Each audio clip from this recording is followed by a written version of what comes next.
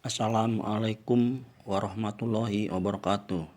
Selamat berjumpa di alam maya para peserta didik semua. Pada pertemuan kedua ini akan melanjutkan materi mata pelajaran pada pertemuan pertama.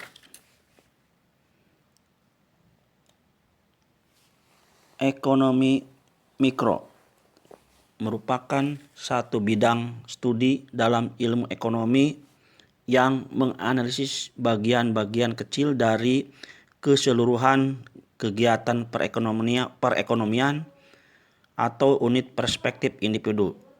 Ruang lingkupnya: 1. Interaksi di pasar barang. 2. Tingkah laku penjual dan pembeli. 3. Interaksi di pasar faktor produksi. Ekonomi makro merupakan satu bidang studi dalam ilmu ekonomi yang menganalisis keseluruhan kegiatan perekonomian.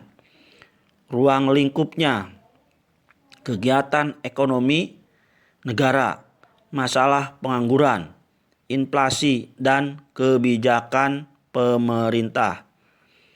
Ekonomi terapan: ilmu ekonomi yang berusaha menggunakan kesimpulan-kesimpulan atau dalil-dalil yang telah diambil di dalam teori ekonomi.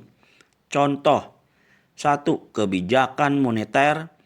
2. Kebijakan fiskal. Tujuannya untuk memperbaiki keadaan ekonomi yang dianggap kurang menguntungkan atau berusaha meningkatkan kehidupan ke taraf yang lebih baik. Motif dan prinsip ekonomi. 1. Motif ekonomi. Motif berasal dari bahasa Latin movere, artinya mendorong. Motif ekonomi adalah dorongan untuk melakukan tindakan yang bertujuan untuk mencapai kemakmuran. Motif-motif ekonomi. 1. Motif untuk memenuhi kebutuhan hidup. 2. Motif untuk memperoleh kekuasaan. 3. Motif untuk mencari keuntungan. 4. Motif untuk memperoleh penghargaan. 5. Motif membantu sesama. Motif ekonomi. 1. Intrinsik. 2. Ekstrinsik. 2. Prinsip ekonomi. Prinsip ekonomi atau kaidah digunakan sebagai pedoman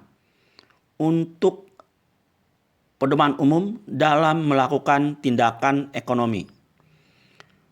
Prinsip ekonomi dengan usaha sekecil mungkin atau tertentu berusaha mendapatkan hasil yang maksimal. Misalkan, seorang karyawan berpenghasilan 2 juta per bulan. Harus pandai-pandai mengalokasikan penghasilannya agar bisa memenuhi kebutuhannya yang beragam. Makna dari prinsip ekonomi diantaranya: 1. Menekankan untuk bersikap hemat dalam memenuhi kebutuhan hidup yang beraneka ragam. 2. Selalu bertindak dengan menggunakan skala prioritas. 3. Mendorong untuk bertindak rasional. 4. Selalu mempertimbangkan antara biaya yang dikeluarkan dengan manfaat. Ya, untuk pertemuan kedua ini ada tugas. Buatlah skala prioritas kebutuhanmu dan alokasikan uang yang kamu miliki untuk memenuhi berbagai kebutuhan selama seminggu. Pertemuan kedua cukup sampai di sini. Terima kasih. Assalamualaikum warahmatullahi wabarakatuh.